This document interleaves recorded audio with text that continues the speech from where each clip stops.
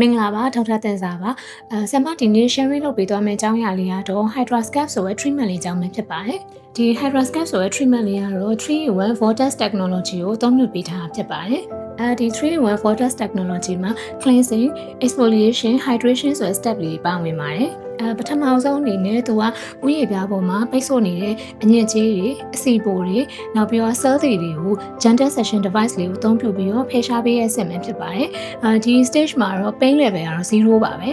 ဒီနောက်ဆင့်အနေနဲ့ကျတော့ဥယျာဉ်ပြားအတွက် specialized ပြုလုပ်ထားတဲ့ protein တွေ peptide တွေ growth factor တွေကို specialized tip လေးအသုံးပြုပြီးတော့ထည့်သွင်းပေးရဖြစ်ပါတယ်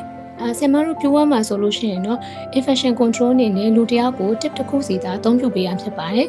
ဒီ treatment ကဘယ်လိုလုပ်လို့ရလဲဆိုလို့ရှိရင်တော့ဥယျာဉ်ပြားရမ်းစီပြန်တဲ့သူတွေဥယျာဉ်ပြားတအား6တဲ့သူတွေပြီးတော့6လုံးလုံးရားရံတာပဲဖြစ်ဖြစ်တော့အဖက်တွေဖြစ်တဲ့သူတွေဘယ်သူမဆိုဒီ treatment ကိုယူလို့ရတယ်နောက်တချို့တွေစေခဏခဏဆိုတဲ့သူတွေလည်းဒီ treatment ယူလို့ရတယ်နောက်ပြီးတော့ main ကလေးတွေပေါ်သပင်ဖြောင်းတာကောက်တာခဏခဏလုပ်တဲ့သူတွေလည်းဒီ treatment လေးကိုလာယူလို့ရပါတယ်နောက်ပြီးတော့ treatment ကြာချိန်ကလည်းမိနစ်40လောက်ပဲရှိတယ်။ down time လည်းမရှိဘူး။နာကျင်မှုလည်းမရှိဘူး။ပြီးတော့ဆင်မတို့ဆေးကမ်းမှာ laser hair regrowth treatment လေးနဲ့လည်းတစ်ခါအတွဲဖက်ပြီးတော့ treatment ယူလို့ရတယ်။ဒါတော့မြန်မာပြည်မှာ Pure Wellness Clinic တစ်ခုထဲမှာသာရတဲ့ Hydrascape treatment လေးကိုပြုလုပ်ချင်တယ်ဆိုရင်တော့ဆင်မတို့ရဲ့ Pure Wellness Clinic ကိုလာခဲ့ဖို့ဖိတ်ခေါ်ပါတယ်။